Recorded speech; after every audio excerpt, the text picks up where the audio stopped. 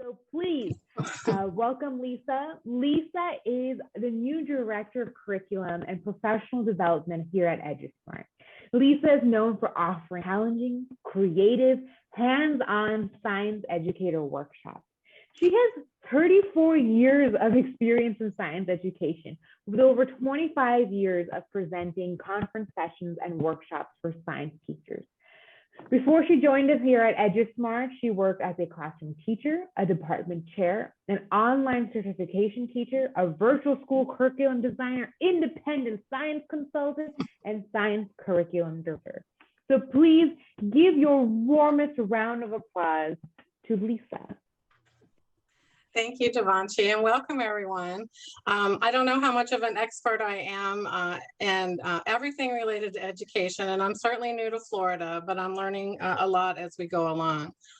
What we're going to talk about today are funds from the 3 rounds of stimulus funding and how that is going to be parceled out to K-12 schools, and a little bit about the differences in how that's going to happen in Florida and in Texas. So like Devanshi said, I'm giving a Texas Ed talk. It's actually at 2 p.m. Central, 3 p.m. in Florida. And what this is, that's okay. The way the funds are being used in Texas is a little bit different from Florida. And there's a little bit of controversy around some of these funds going through our state legislature in Texas. And so that's why I'm having a separate talk just to address that, as well as we have some changes coming up in our state standards. And our State Board of Education met last week, and there's some updates about science ed from that. So that's what that talk is going to be about. So some background about what we're going to talk about today. You're probably already aware that the government has issued 3 stimulus bills because you probably got some money deposited into your bank from these same 3 bills. We had 2 last year, the CARES Act, which stands for Coronavirus Aid, Relief, and Economic Security Act. Education got, or altogether there was $13.2 billion in funds that went out to education. CRSA, which was the one that came out in December, Coronavirus Response and Relief Supplemental Appropriations Act. This money is been dispersed to states, and many states have already have plans on how to get those monies into school districts. And then the new one, which just came out in March, is called ARP, the American Rescue Plan Act. And this is a far larger act with far more money going to public ed. And you can see the government is just as good at doing acronyms as we are in education. So in each of these 3 bills, the funds for education are allocated to what's called an Education Stabilization Fund. And within that fund, there are 3 pots of money for education, one for K-12, one for higher ed, and then there's money for private schools. And what we're going to be talking about today is just the pot of money that goes to K-12 schools. And these funds are the Elementary and Secondary School Education Relief Fund, and we call this ESSER. So there have been 3 rounds of ESSER. ESSER 1 from CARES last spring, ESSER 2 from CRSA that was in December, and ESSER 3 that comes from ARP, American Rescue Plan, that got dispersed in March. So what's supposed to happen with each of these funds is the money's supposed to go from the U.S. Department of Ed to your state education agency. So that would be Texas Education Agency in Texas and Florida Department of Ed in Florida. And 90% of the money is supposed to flow through and go to local education agencies. There's a little bit of, not every single school district is entitled to the exact same amount. The funding is based on Title I funding. And then 10% is capped by the state education agency to do administrative cost of managing all this money.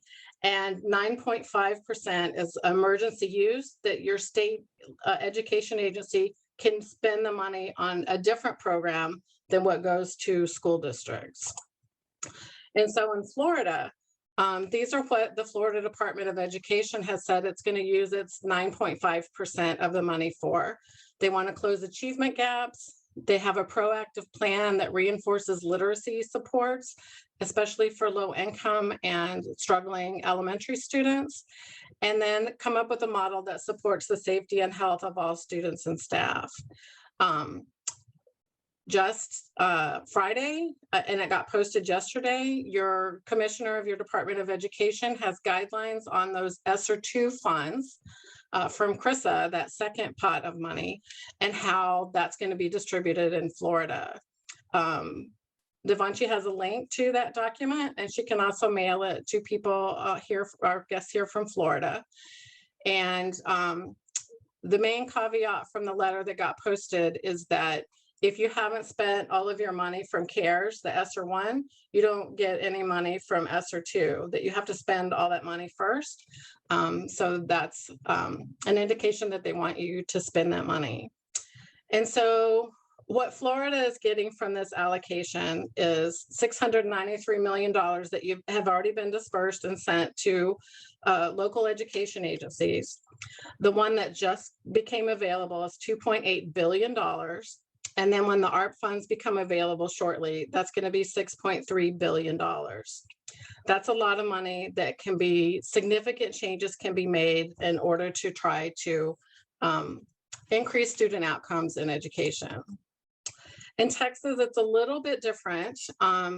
Again, TEA can keep 10% of those funds, 5% for costs, and 9.5% for their own priorities. And they've picked these 5 priorities that they've at least posted. They want to do an online summer bridge to college access. They want to do some district remote learning diagnostic and academic recovery support, which you can also do at your district level. Make sure that our remote education delivery system is more cost effective, doing some whole school redesign so that kids have continuous online learning support, and set up a remote dyslexia instructional platform, because we know some of our kids that get extra services, has been a little bit harder to do after the pandemic. And then for the LEA allocation for ESSER I, we actually got $1.15 billion in round 1 because Texas has more students. It's not because Texas just gets more money. We just have more students. But unlike Florida, where this money went straight to local education agencies, what Texas decided to do is roll this money into the state budget. And they did give all of the money to schools, but they kept money back from the state budget that were your normal ADA funds. So basically they did a swap, is what it's being called. And Texas schools got no money at all from the ESSER I. ESSER II, the CRISA funds have been sent to the state. We got almost $5 billion in ESSER II in Texas, and over $11 billion are going straight to schools. This is the school portion, not the whole portion. So this is the 90% from ARP.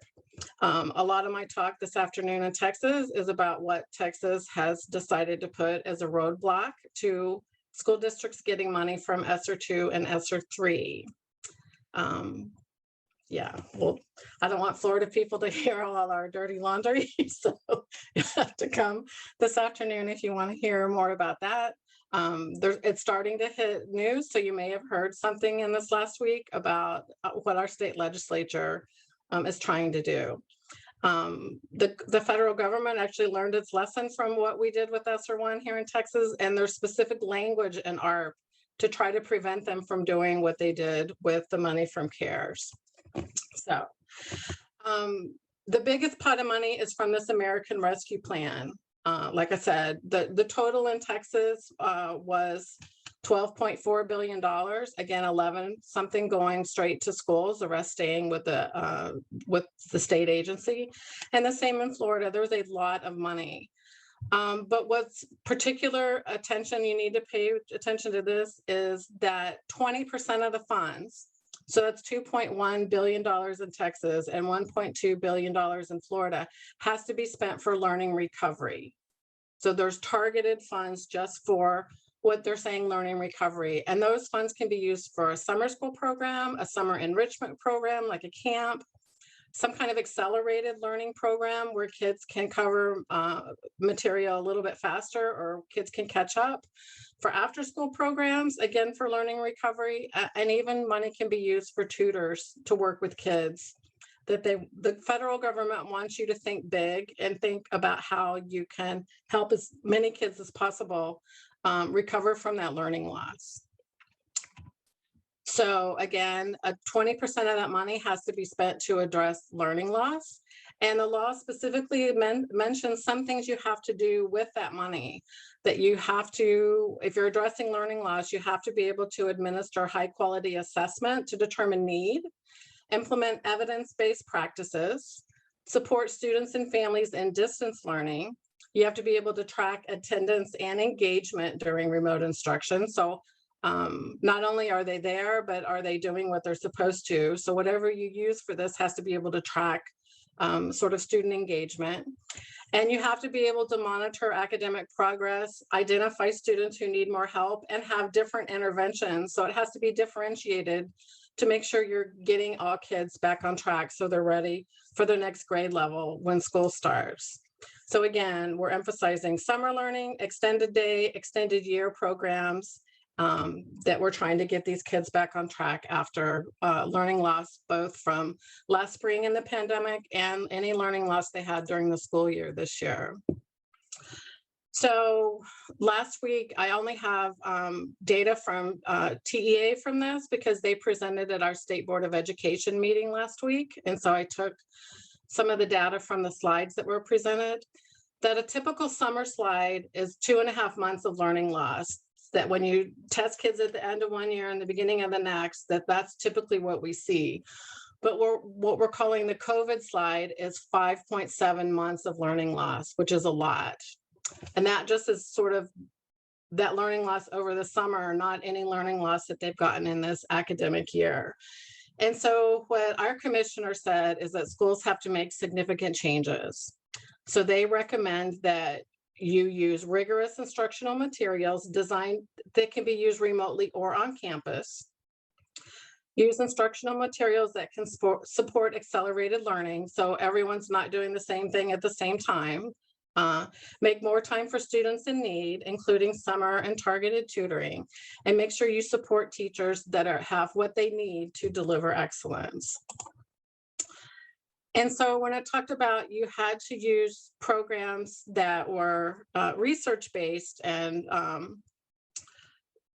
high quality, really what I went to look for, what do you look for to know if a program or materials you're using have that high quality and data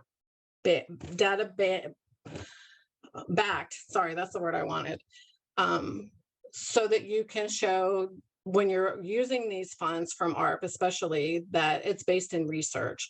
And so what I pulled up are programs that show potential to accelerate or enrich student learning from Visible Learning. This is John Hattie's research. And so from that, this is what you look for when you're having a program that you want to accelerate learning for kids. That it needs to be comprehensive.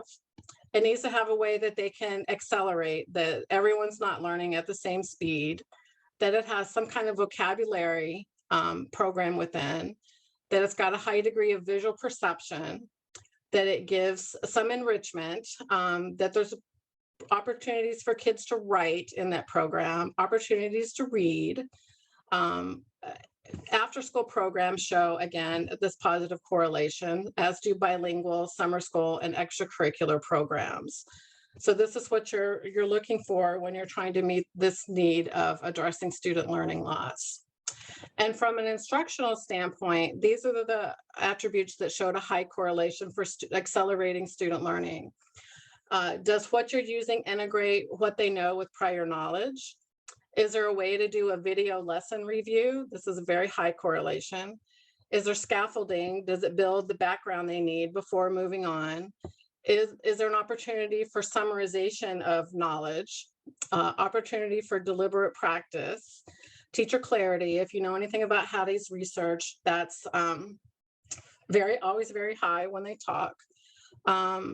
Ability for elaboration or organization built in, that there's ample feedback to students, that students have appropriately challenging goals, explicit teaching, and mastery learning. And then lastly, on this data-based look from visible learning, what do students need? Opportunities for literacy through science was very high. Opportunity to integrate with prior knowledge. Opportunity for formative evaluation before you get to a summative one. Opportunity to review a video lesson. Opportunity to participate in a class discussion, to do problem solving, space practice, practice testing, and a structured way for them to do note taking. So these are things that you would want to look for to address learning loss. And so the good news is that EduSmart can help you with all of these things. That we're built from research-based instructional strategies. We can help you close that achievement gap. We can help you maximize academic learning time to improve student performance. We have consistent instructional practices that are flexible for the teacher, can be modified student by student. So every student is not doing exactly the same thing as you're moving through science material. And what we have is already built and ready to go for summer school, for an after school, a summer camp, or even a credit recovery program. And the good news is that you use your own teachers in order to facilitate this. That this is just a teacher tool that what we like to say we help teachers. So if we go back to the allowable expenses for using ESSER funds, I pulled out the allowable uses that would help you decide what program to use if you were able to get some of these funds, especially from ARP, that ESSER 3. First of all, you have to support federal requirements. So the titles ones that you have to meet the requirements, and we do that. Allowable use number 3 is resources for principals and school leaders to address student needs. Allowable use 4. So this is kind of like a checklist, and probably the more of these you can check, the better odds you would have of getting funding for whatever you're asking funding for. That you have to address at-risk or minority students. You can use EdTech software to support online learning.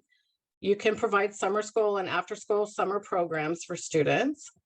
And activities that help you maintain operation services and employment.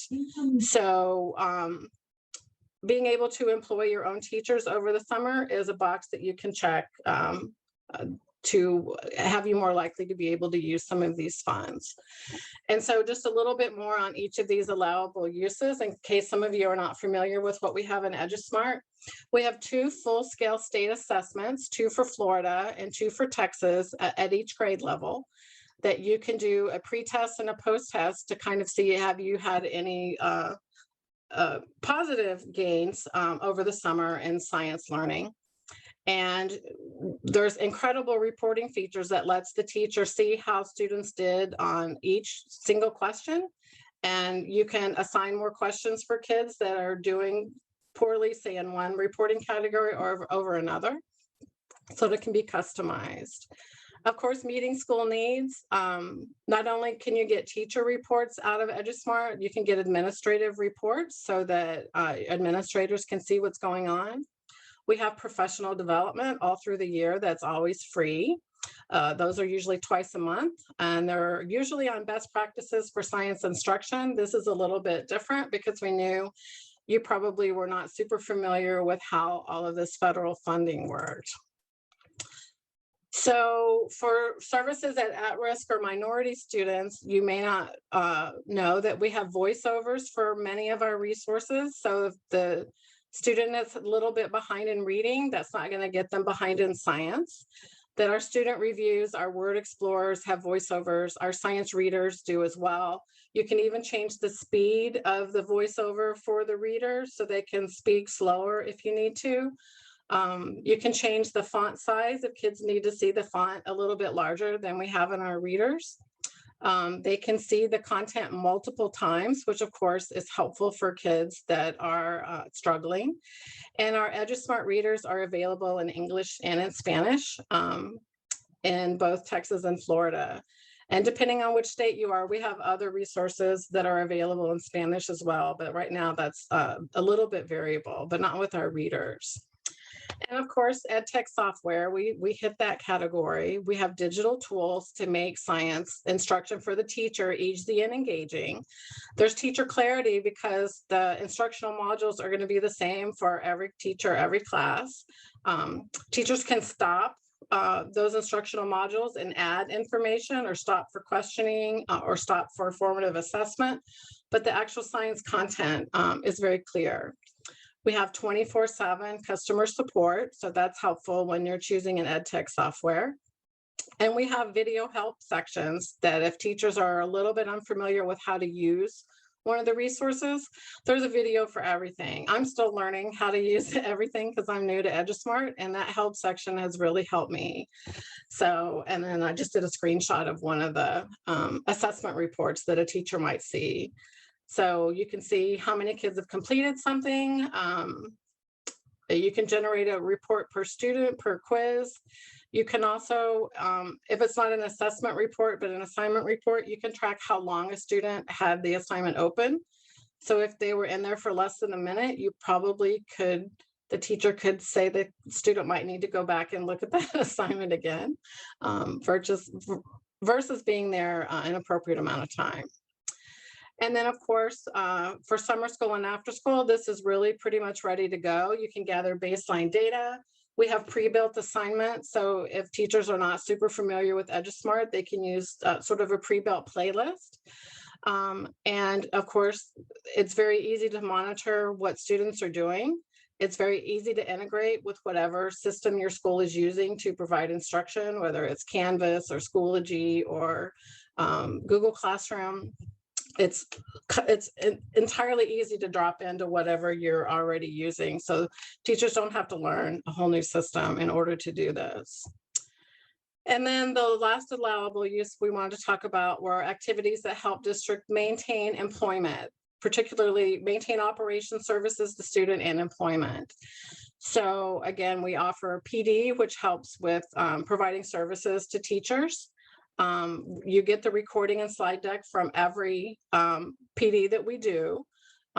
We just had one recently on looking at science in a dual language program that was very well received. They did a great job.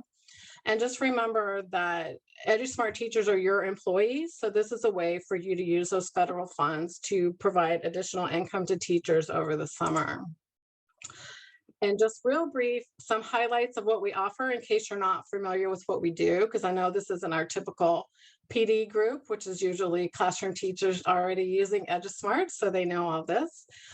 We have instructional modules that are, of course, standards aligned, that have some still images, video, animated graphics. Kids can watch us as a pre-teach. They can watch it as many times as they need to for review, but of course we like these to be done, used for direct teaching, either remotely or in person, or both at once. It's very easy to do either way. Like I said, the teacher can there's stop points built into these, so it's not just watch a video. The teacher, it automatically stops, and it's for teacher engagement with the kids. They're very well designed graphically, so it helps build visual literacy.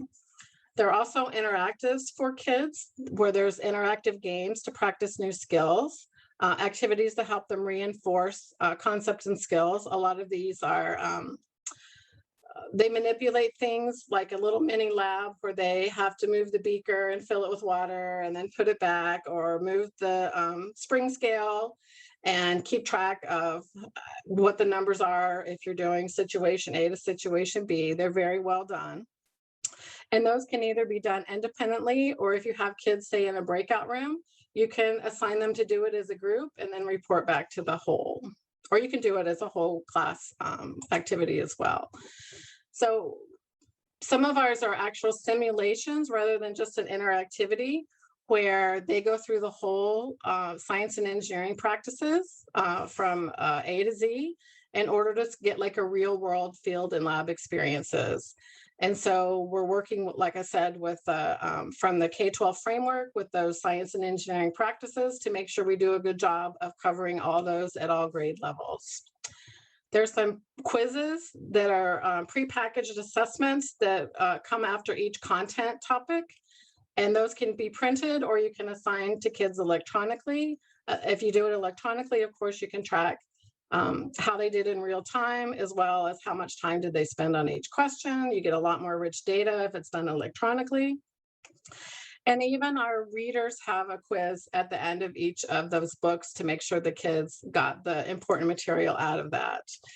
And so our readers are leveled based, they're ebooks that you can print if you need to. The Lexile level is done according to grade level. Again, I talked about how they're adjustable for students with different reading abilities, available in English and in Spanish for all of our customers. And again, there's a short 3 to 4 question quiz at the end of each of those readers, and you can track their knowledge on that as well. We also have journal entries that you can drop into your Google Classroom journal or whatever journal you're using, or you can print these out, but they're open-ended questions designed for kids to respond to something that's inquiry-based rather than a one-word answer. We have student review built in where they can review concepts with videos and questions. You can do a report to see how your class is doing. It's also mobile device compatible, so the kids can do this on their phone if they don't want to do it during class. And again, every single content standard has printable document for the teacher that has background information, some essential questions you want to make sure that the kids get. It also may have some information on student misconceptions with the topic so that you're ready to address those when they come up during your class discussions. We also have what used to be a glossary, but now is a word explorer, which is an interactive experience for kids where they learn a visual example of a vocabulary word. Then they're given a quiz to say which of these pictures is also a visual example. And then there's a little cloze activity with the contents where there's usually 3 fill in the blanks, and they have 5 word choices that they drag and drop into the sentence to see if they understand that vocabulary. There's also additional activities that can't be done. These are not virtual, these are hands-on labs that you can assign for them to do at home, that you can do in the classroom with kids with your hands-on materials, or you can do it as a demo if you're afraid the kids won't have the materials at home. And we try to carefully select things where they would already have these items at home so that you don't have to have any special equipment to do a lot of these activities. And we're working on adding more of these as time goes by. So our hope is that both teachers, parents, and students will get super excited about science as they use these resources, and that this is really an easy solution for you to choose for summer school or for individual tutoring or for whatever you decide to do to address learning loss. I have my email here, which is pretty easy to remember. It's just lisa@edusmart.com. And I'm more than willing to answer questions. I know most people are going to be viewing a recording of this session, so don't hesitate to contact me. And we just want to thank you for coming. I'm very glad to be added to this list of wonderful people that work for EduSmart. And so I'm going to release this back to Devanshi to see if there are any questions in the chat that I could answer. Awesome. Well, first of all, thank you so much, Lisa. Thank you so much for, first of all, doing all this research, putting it all together, and presenting all this information. Yeah, there is in the handout, there's a lot more information. I have links where you can go read more about every single one of these funds. There's actually a site that tracks what state got how much. And so you can see sort of where does your state fit into the big picture. And they're posting new things all the time about how to access these funds. So like I said, something just got posted yesterday that I'm sharing with you. So don't forget about you're getting the takeaway from this as well. For those of you who are lingering on, if you don't have any, if you don't want to share your questions with us here, you have Lisa's email, you have Arlene's email, as well as mine. By all means, please get in touch with us.